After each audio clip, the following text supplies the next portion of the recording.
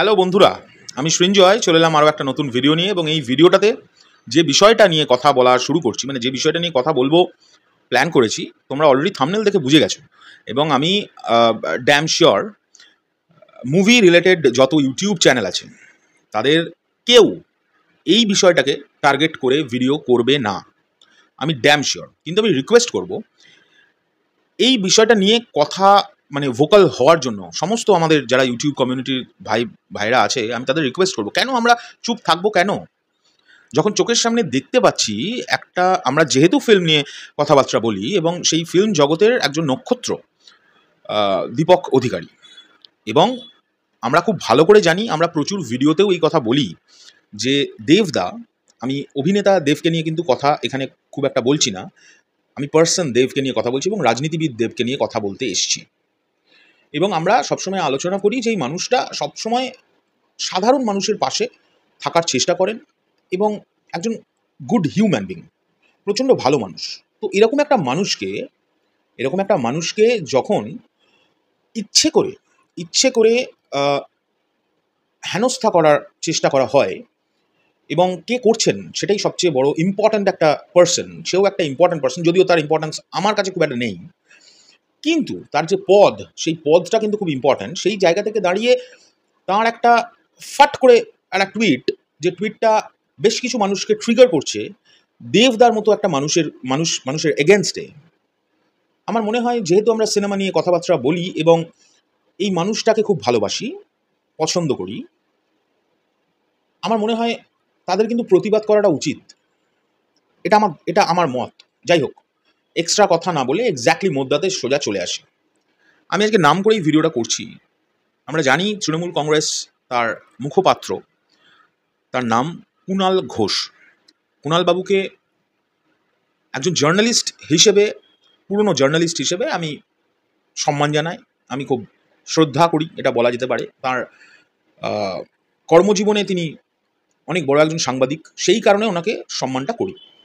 কিন্তু তার পরবর্তীকালে ওনার কেচ্ছা, কেলেঙ্কারি এবং ওনার ভুল ভাল মন্তব্য যে কোনো বিষয়ে, এগুলো দেখার পর সেই সম্মানটা মন থেকে একেবারে চলে গেছে বহুদিন। মানে এটা আজকের এই ঘটনা নিয়ে আমি ভিডিও করছি বলে তা নয়।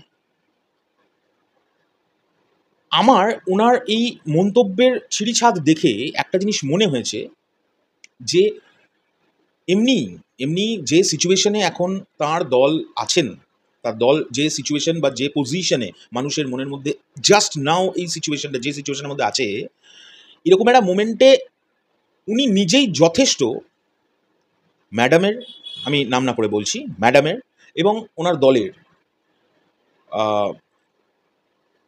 ধ্বংসর কারণ উনি নিজেই, মানে উনি একটা one of the most biggest কারণ। এবং ওনার উদ্ভট মন্তব্য, উদ্ভট জিনিসপত্র, উদ্ভট কথাবার্তা এবং জঘন্যতর ভাবে ডিমেন করে যে কোনো মানুষকে রিপ্লাই। যাই হোক, আমি জানি না আমি আজকে যে বিষয়টা নিয়ে কথা বলছি এখন, এটার জন্য আমার এই চ্যানেলটা থাকবে কিনা, চ্যানেলটা উড়েও যেতে পারে, কারণ বুঝতেই পারছো অনেকেই এইসব নিয়ে বলছে ঠিকই। তো রিসেন্টলি আমি দেখলাম গতকালকে উনি একটি পোস্ট করেছেন। উনি সাডেনলি দেবদাকে টার্গেট করে, আমি জানি না কেন, মানে এটা এটা এটা ওনার চারিত্রিক বৈশিষ্ট্য আমরা যদিও জানি, আমি সব বিষয়টাই বলছি, তারপরে একটা প্রেস মিটও করেছেন উনি, সেগুলো নিয়েও কথা বলছি। তো কালকে একটা উনি পোস্ট করেন, টুইট করেন, এখন এক্স হ্যান্ডেল বলে যেটাকে, সেখানে লেখা আছে, আমি এক্স্যাক্টলি পোস্টটা পাশে দিয়ে দিচ্ছি এবং লেখাটা আমি পড়ে শোনাচ্ছি। ঘাটাল হাসপাতালে ডায়ালিসিস ইউনিটের উদ্বোধন করেছিলেন স্বয়ং মমতা বন্দ্যোপাধ্যায় 12ই মার্চ ভার্চুয়ালি। আবারও ভালো করে কনসেন্ট্রেটলি এই লাইনটা, এক্স্যাক্ট ওয়ার্ডটা শুনুন, ভার্চুয়ালি মানে অনলাইনে উদ্বোধন করেছিলেন। যেমন আজকাল নানান দুর্গাপুজো আমি দেখেছি মমতা বন্দ্যোপাধ্যায়, আমাদের সিএম, তিনি সেই জায়গায় উপস্থিত না থেকেও এরকম সুইচ টিপে উদ্বোধন করে ফেলেন। তো এটা একটা অনবদ্য, মানে ডিজিটাল ইন্ডিয়া, ডিজিটাল বাংলা হয়ে গেছে। যাই হোক, স্থানীয় কর্তা ব্যক্তিরাও ছিলেন। এবার 4/9 মানে হচ্ছে 4 তারিখের কথা বলছে, ওই একই ইউনিটের উদ্বোধন করলেন স্বয়ং দেব। এই লাইনটা শুনে কত সুন্দর লাগছে, মানে কি সুন্দর উনি লিখেছেন এরকম একটা বিষয়। এই পরের লাইনটা বলছে উদ্বোধক হিসেবে সিএম এর নাম পাল্টে এমপি। সুপারস্টার সুপারস্টার একেই বলে। আমার এক্স্যাক্টলি প্রথমত এই লাইনটা নিয়ে আমার খুব আপত্তি আছে। যাই হোক, সেগুলো নিয়ে পরে কথা বলছি। সুপারস্টার একেই বলে, এলাকায় মানুষ তো অবাক, মানে উনিও অবাক হয়ে গিয়েছেন সেই মানুষদের সঙ্গে, তাই এই পোস্টটা করেছেন। কনগ্র্যাটস দেব, ডিইবি বানানটা ভুল, ভি, যাই হোক উনি দেব লিখেছেন, সেটা ওনার ইচ্ছে। এখন বিষয় হচ্ছে উনি দুটো ফটো এটার সঙ্গে অ্যাটাচড করেন, সেই ফটোগুলো আমি আলাদা আলাদা করে দেখানোর চেষ্টা করছি। এখানে লেখাই আছে ফার্স্ট ফটোতে, পশ্চিমবঙ্গ সরকার স্বাস্থ্য ও পরিবার কল্যাণ দপ্তর ঘাটাল সুপার স্পেশালিটি হাসপাতালে ডায়ালিসিস বিভাগের শুভ উদ্বোধন, উদ্বোধক মমতা ব্যানার্জি, লেখাই আছে মাননীয় মুখ্যমন্ত্রী মমতা বন্দ্যোপাধ্যায়, তারিখ 12ই মার্চ, দিয়ে একটা লোকের পেছনে শালটা ঢুকে গেছে, তাই শালটা ক্লিয়ার নয়। যাই হোক, তার ঠিক পরের ছবিটাই উনি পোস্ট করেন যেদিন দেবদা এইটাকে উদ্বোধন করেন, মানে 4 সেপ্টেম্বর। সেটা ছবিটাও এখানে দিচ্ছি এক্স্যাক্টলি। আমি এবার লেখাটাকে একটু পড়ছি, শুনুন। পশ্চিমবঙ্গের মাননীয় মুখ্যমন্ত্রী মমতা বন্দ্যোপাধ্যায়ের অনুপ্রেরণায়, লাইনটা আমি আবার রিপিট করছি, হ্যাঁ, পশ্চিমবঙ্গের মাননীয় মুখ্যমন্ত্রী মমতা বন্দ্যোপাধ্যায়ের অনুপ্রেরণায় পশ্চিমবঙ্গ সরকারের স্বাস্থ্য দপ্তরের উদ্যোগে ঘাটাল মহকুমা ও সুপার স্পেশালিটি হাসপাতালে বিনামূল্যে ডায়ালিসিস ইউনিটের শুভ উদ্বোধন করলেন কে? মাননীয় শ্রী দীপক অধিকারী মহাশয়, ব্র্যাকেটে দেব, তলায় লেখা সাংসদ ঘাটাল লোকসভা কেন্দ্র এবং চেয়ারপারসন, আবার কমা, রোগী কল্যাণ সমিতি ঘাটাল মহকুমা ও সুপার স্পেশালিটি হাসপাতাল। মানে দেবদার যে ইয়েটা, ওই যে কী বলে, পদটা, এক্স্যাক্টলি এই হাসপাতালের সঙ্গে থাকা যে পদটা, সেটা এখানে দেওয়া আছে। তারিখ 4 সেপ্টেম্বর 2024, দেখাই যাচ্ছে, তোমরা পাশে দেখতেও পাচ্ছ, বুধবার, সময় বিকাল 4টা, তাই লেখা আছে, ঘাটাল মহকুমা ও সুপার স্পেশালিটি হাসপাতাল।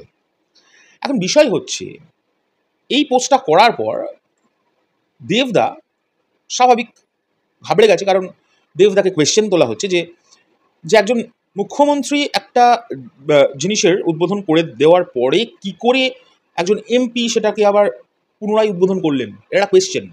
হ্যাঁ, অনেকের মনে হতে পারে এটা এটা তো যুক্তি আছে, কী করে এটা করতে পারলেন, এবং দেবদারটাও অবশ্যই শুনতে হবে। দেবদা সঙ্গে সঙ্গে রিপ্লাই করেছেন, কারণ স্বাভাবিক ওনার ইমেজ ড্যামেজ করার চেষ্টা করা হচ্ছে এখানে। উনি লিখছেন, দেবদা লিখছেন, আমি সেটাও এখানে দিয়ে দিচ্ছি। নমস্কার কুণালদা, আমি দিদিকে অনুরোধ করেছিলাম ঘাটাল হাসপাতাল ডায়ালিসিস এবং সিটি স্ক্যান মেশিনের জন্য, সেটা দিদি মার্চ মাসে ভার্চুয়ালি ঘোষণা করেন।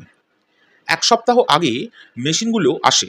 হাসপাতাল কর্তৃপক্ষের অনুরোধে আমি এই মেশিনগুলো উদ্বোধন করি, যাতে সাধারণ মানুষ ঘাটাল হাসপাতালের এই ডায়ালিসিস পরিষেবাটার ব্যাপারে জানতে পারে। আমার মনে হয় এর ফলে কোনো মুখ্যমন্ত্রী, সাংসদ, সুপারস্টার বা মুখপাত্র নয়, সাধারণ মানুষ উপকৃত হবে। ধন্যবাদ তোমাকে, তোমার মাধ্যমে এই পরিষেবার কথা আরও অনেকের কাছে পৌঁছে গেল। দেবদাও দিয়েছে তেমন, পৌঁছে গেল। শেষে একটাই কথা বলবো, আমরা যে পরিস্থিতির মধ্যে দিয়ে যাচ্ছি তাতে তথ্য যাচাই না করে সোশ্যাল মিডিয়ার মন্তব্য না করাই ভালো। আরেকবার সকলকে জানিয়ে রাখি, ঘাটাল সুপার স্পেশালিটি হাসপাতালে ডায়ালিসিসের পরিষেবা আরম্ভ হয়ে গেছে। এখন আর আপনাদের কোনো বেসরকারি হাসপাতাল বা কলকাতার কোনো হাসপাতালে ছুটে যেতে হবে না, এবং সিটি স্ক্যানের পরিষেবা এই মাসের শেষ থেকেই কার্যকারী হয়ে যাবে। সবার মঙ্গল হোক, যারা প্রণাম করেছে। এইবারে কি হয়, কুণালবাবু একটা প্রেস মিটে বসেন, এবং প্রেস মিটে বসে উনি এই জিনিসটাকে, স্বাভাবিক প্রেসের স্বভাব খোঁচানো, তা পোক করে। প্রেসকে যেভাবে উনি রিপ্লাই করলেন এত তাচ্ছিল্য করে, অনেকে মনে করতে পারে যে ও মা, দেব ছোট ভাইয়ের মতো এরা কুচু কুচু করলো, ব্যাপারটা তা নয়। কিন্তু উনি এমনভাবে প্রেসের কাছে এই পুরো বিষয়টাকে নিয়ে, আমি একটা ভিডিও দেখলাম, আমি ভিডিওর লিঙ্কটা তলায় অ্যাটাচ করে দেবো, উনি বললেন, সেটা শুনে মনে হলো যে উনি তাচ্ছিল্য করে কথাগুলো, মানে দেব দেব দেব এরা কি, এরা অভিনেতা শুধু, এরা এরকম ব্যাপার। অ্যান্ড উনি এগুলো মেনশন করছেন যে দেবকে আমি বাবা খুব ভয় পেয়ে যায়, ও তো পর্দাতে 10 জন লোককে একসঙ্গে মারতে পারে, আমি খুব বাবা ভয় পাই, যদি রেগে যায় আমার ওপর, বাবা গো, এত বিনমভাবে অভিনয় টাইপের করলেন। আবার এটাও বললেন যে দেব তো আবার বাঘ মারে পর্দায়, এইসব বাঘা যতীনের জন্য মনে হয় এই কথাটা বললো। এখন বিষয় হচ্ছে, আমি কুণালবাবুকে ডিরেক্টলি কোয়েশ্চেন তো করার যোগ্যতা আমার নেই, উনি অনেক বয়সে বড়, কিন্তু উনি যেগুলো বললেন আমার খুব দেখে হাসি পেল একটা বিষয়ে। একটা হাসপাতাল, একটা হাসপাতালের একটা ওয়ার্ড যদি ভার্চুয়ালি উদ্বোধন করা হয়, তারপরে সেই ওয়ার্ডে যে যন্ত্রপাতি সরঞ্জাম সেগুলোর যে ব্যবস্থা করলো, এবং এরকম না অন্য কোনো উগান্ডাবাসী এসে সেটাকে করে দিয়েছে, এদিকে কেন ইয়ের নাম নেই, সে ওই জায়গার সাংসদের নাম নেই, এরম নয় বিষয়টা। ওই এরিয়ার সাংসদ, ওই হসপিটালের একটা বিশাল দায়িত্ব তার ঘাড়ে, সেই মানুষটা উদ্বোধন করলো সেই যন্ত্রপাতিগুলোর। এটাতে আপত্তিটা কোথায় প্রথমত? দ্বিতীয়ত হচ্ছে, কুণালবাবু বলছেন যে মুখ্যমন্ত্রী যেখানে উদ্বোধন করে দিয়েছে তারপরে আবার কি করে উদ্বোধন হয়? তা হবে না কেন? সেখানে কোনো জায়গায় তো বলেনি যে মুখ্যমন্ত্রী উদ্বোধন করেননি। আমি দেখলাম বেশ কিছুজন এটাতে বলেছে কুণালবাবুর হয়ে যে কুণালবাবু বোঝাতে চেয়েছেন নাকি যে মমতা বন্দ্যোপাধ্যায়ের ইম্পর্ট্যান্স কমে যাচ্ছে, উনি এটাই বোঝাতে চেয়েছেন এটা থেকে। কিন্তু ওনাকে বলি একটা কথা, যদি সেটাই হয় যে মাননীয় মুখ্যমন্ত্রীর ইম্পর্ট্যান্স কমে যাচ্ছে, তাহলে আবারও আপনার উচিত ছিল এই ফটোটা মন দিয়ে দেখা, যেটা আপনাকে নাকি ওখানকার মানুষজন যারা একটু মনক্ষুণ্ণ হয়েছে তারা নাকি আপনাকে পাঠিয়েছে এই যাই হোক, আমি অন্য একটা ওয়ার্ড বলতে যাচ্ছিলাম, এই পোস্টটা করার জন্য। আসলে প্রবলেমটা হয়ে গেছে কুণালবাবু, দেবদা রিসেন্টলি আরজি কর নিয়ে একটু সরব হয়ে গেছে, তাই তো?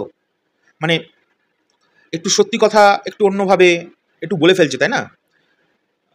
সেটা না বোঝা যাচ্ছে, সেটা আপনি নিতে পারছেন না। কারণ আপনার মতো মানুষ, যিনি অরিজিৎ সিংয়ের মতো একজন গায়ককে ট্রোল করতে পারেন, যিনি এরকম একটা ঘটনার জন্য একটা গান লিখেছে বলে আপনি তার হয়ে বলছেন, তার বিরুদ্ধে আপনি বলছেন যে পাঞ্জাবে ঘটা এই ঘটনার জন্য তাহলে কেন গান হলো না, ওদিকে ফার্মাররা আন্দোলন করছে সেটা নিয়ে কেন গান হলো না? আপনার সেন্সই চলে গেছে মনে হচ্ছে। মানে একটা পশ্চিমবাংলার ছেলে, অরিজিৎ সিং ইন্টারন্যাশনাল মিউজিশিয়ান হওয়ার আগে কিন্তু পশ্চিমবাংলার একটি পাতি বাংলা ছেলে। সে পশ্চিমবাংলায় একটা জঘন্যতম নোংরা রাজনৈতিক খুন হয়ে যাওয়া, আমি রাজনৈতিক খুনই বলবো, এবং তার সঙ্গে একটা মহিলার সঙ্গে নোংরামি করা, সেই নোংরামির প্রতিবাদে একটি গান গেয়েছিল। আপনি তাকে পর্যন্ত ছাড়েননি। আপনি তাকে ছাড়েননি শুধু তাই নয়, তেমন খাচ্ছেনও, ইন্টারন্যাশনাল লেভেলে খাচ্ছেন এখন। কমেন্ট বক্স দেখুন, একবার নিজে দেখেন, কমেন্ট বক্স দেখুন প্লিজ। আপনাকে নিয়ে যারা ভিডিও বানাচ্ছে তাদের কমেন্ট বক্সগুলো একবার দয়া করে দেখুন। আপনি নিজের ভিডিওর কমেন্ট বক্স দেখুন, নিজের পোস্টের কমেন্ট বক্স দেখুন। আর একটা বাস্তব কথা আপনাকে বলি, এই ঘাটালটা আপনাদের দলেরই তো থাকতো না যদি না দেব থাকতো। এটা আপনি মানুন, হ্যাঁ চাই না মানুন, এই বাস্তবটা সকলেই জানে। আমি একদম হলফ করে বলতে পারি, আপনি দেবদাকে বাদ দিয়ে ঘাটালে কোনো একজন XYZ কে দাঁড় করান এবং ভোট করান, আমি ড্যাম শিওর আপনি তো, যাই হোক আমি খারাপ ওয়ার্ড ইউজ করবো না, ভদ্রভাবে যতটা বলা যায়, আপনি নির্লজ্জ, তাই আপনি আবার হয়তো সেটা রিপ্লাই করবেন কখনো যে কই কারা যেন বলেছিল, হয়তো 1-2 ভোটে জিতে গেলেন তখন বললেন এটা। কিন্তু বাস্তবটা শুনে রাখুন, শুধু ঘাটাল বলে না, যেখানে যেখানে দেবকে আপনার প্রয়োজন হয়েছে আপনার দলের, মানে দেবদার নিজের দলেরই, আমি আপনার দল কেন বলে ভাগ করে দিচ্ছি দুজনের মধ্যে, আপনার যে সুপ্রিমো তিনি কিন্তু দেবকে পাঠিয়েছিলেন সেখানে প্রচারের জন্য এই ভোটের সময়। আর এখানে দেবের কোনো দোষ নেই। দেবের দোষটা কোথায় আপনি নিজে আমায় বলুন তো, আপনি নিজে বলুন না। হাসপাতালটা মমতা বন্দ্যোপাধ্যায় উদ্বোধন করে দিলেন, আচ্ছা দাঁড়ান, আমি ওই কথাটা থেকে চলে গেছি। এখানে কোথায় মমতা বন্দ্যোপাধ্যায়ের ইম্পর্টেন্স চলে গেছে আপনার মনে হচ্ছে? ছবিটা আরেকবার দেখুন। পশ্চিমবঙ্গের মাননীয় মুখ্যমন্ত্রী মমতা বন্দ্যোপাধ্যায়ের অনুপ্রেরণায় মমতা বন্দ্যোপাধ্যায়কে সরিয়ে রেখে কি এই কালো যে ফ্লেক্সটা করা হয়েছে এখানে কি তার নামটা কোনো জায়গায় নেই? খুব লজ্জাজনক বিষয়। আপনি, ব্যাপারটা হয়ে গেছে কি বলুন তো, গায়ে মানে না আপনি মোড়ল বলে একটা কথা আছে। আপনাকে আপনার দল কি করে যে সহ্য করছে, কারণ আপনি নিজের দায়িত্ব নিয়ে আপনার দলের তো এমনি ধাজিয়া উড়ে গেছে, মানে ধাজিয়া উড়ে যাচ্ছে যত দিন যাচ্ছে। আরও জঘন্য অবস্থায় আপনার মুখের বুলির জন্য এটা বিপদে পড়ছে। বিশ্বাস করুন, আমি তো সাধারণ মানুষ, আমি রাজনীতি আপনাদের মতো বুঝি না। আমি শিওর আজকে এই বিষয়টা নিয়ে আমাদের কমিউনিটির মুভি রিলেটেড চ্যানেল একটা কারোর সাহস নেই কথা বলার। সেদিকে সকলে মেরুদণ্ড নিয়ে কথা বলে, কিন্তু আসল মেরুদণ্ডটা কারোরই নেই। এই কথাটা কেন উঠবে না? দেবদাকে এইভাবে আপনি দুম করে, আপনি তো ওই দলের মুখপাত্র, তা আপনি দুম করে এরকম একটা কোয়েশ্চেন তুলে দিলেন। আপনার তো নিশ্চয়ই দেবদার নাম্বার আপনার কাছে আছে, আপনি ফোন করতে পারতেন ডিরেক্ট, দেব এরকম শুনছি, এটা কি কেস, বলে দিত, কথাবার্তা হতো। আপনি পোস্ট করলেন মানেই হচ্ছে আপনি ইন্টেনশনালি দেবদার এগেনস্টে কিছু মানুষকে লেলিয়ে দিলেন। নে সালা, নে গালমন্দ কর দেবকে, বোঝ, দেখ এবার কিরম লাগে। আমরা এখান থেকে তিনটে কারণ মনে হচ্ছে। এক হচ্ছে, দেখুন, এক হচ্ছে দেবদা কিন্তু আরজিকর কাণ্ড নিয়ে বেশ কিছু কড়া কথা যতবার ইন্টারভিউ বা বাইটস হয়েছে বলেছে, রাইট? আমি ঠিক বলছি না ভুল বলছি? বলেছেন। দুই, আপনি ওই যে গায়ে মানে না আপনার মূল, আপনাকে দলে কেউ পাত্তা দিচ্ছে না, আপনি নিজেই ভেবে নিচ্ছেন মমতা বন্দ্যোপাধ্যায়ের রাগ হতে পারে, আমি প্রতিবাদ করব, আমি ওনার শ্রেষ্ঠ স্টুডেন্ট হব, এই একটা আওয়ামীগিরি দেখাতে গিয়ে আপনি এটা করলেন। 3 নম্বর হচ্ছে দেবের রেপুটেশনের ধাজিয়া ওড়াও, কারণ ওড়ালে, কারণ দেব এগিয়ে যাচ্ছে, প্রচুর এগিয়ে গেছে।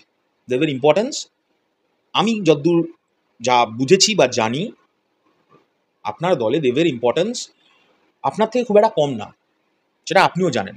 যে কারণে আপনি দুম করে এরম বলে দেন, আর পরের দিনই একটা প্রেস মিট করে বলেন, ও তো আমার ছোনা ভাই, ওকে নিয়ে আমি এরম বলেছি, ও বাবা গো, পুষু গো, এগুলো করেন। কিন্তু গতকালকে যে প্রেস মিটটা আপনি, গতকাল না আজকে সকালে আমি দেখলাম কাগজে করেছেন, ওখানে কিন্তু আপনি খুব একটা করেননি এটা আজকে এবারে। ওখানে আপনি ইনডাইরেক্টলি দেবদার যে প্রফেশন সেটাকে নিয়ে একটুখানি মজাক বানালেন, যে ও তো 10-12 জনকে ইয়েতে মারে পর্দায়, আমার বাবা খুব ভয় লাগে, ওই দেওয়ার রেগে যায়, ও বাবা ও, এটা করলেন। এবং তার সঙ্গে এটাও বললেন, ও তো আবার বাঘও মারে পর্দায়। বাঘা যদি দেখেছেন নিশ্চিত, তাই না? ভালো লেগেছিল আপনার? যাই হোক, বাই দ্য ওয়ে, আমি ওখানে আবার একটুখানি বাজনা বাজিয়েছিলাম একটি গানে, সুযোগ পেয়েছিলাম, আর পুরো সিনেমাটাতেই শরৎ যা ছিল সেটা আমারই বাজানো। এটা বলে রাখলাম একটুখানি ফ্রিতে পাবলিসিটি, কারণ আপনাকে আপনি হয়তো দুম করে বলে দিলেন, হ্যাঁ এই বেটা এই কারণেই দেবের জন্য ভিডিওটা বানাচ্ছে, দেবাজি ছিল বলে, তাই না? যাই হোক, দেখুন, আপনাকে আমার মেন কথা বলা হয়ে গেছে। আর আমি একটাই রিকোয়েস্ট করবো, আপনি অনেক বড় বয়সে, আমাদের থেকে অনেক বড়, আপনি অনেক কিছু বোঝেন, আপনি দয়া করে আপনার এই মুখটাকে কিছুদিন বন্ধ রাখুন।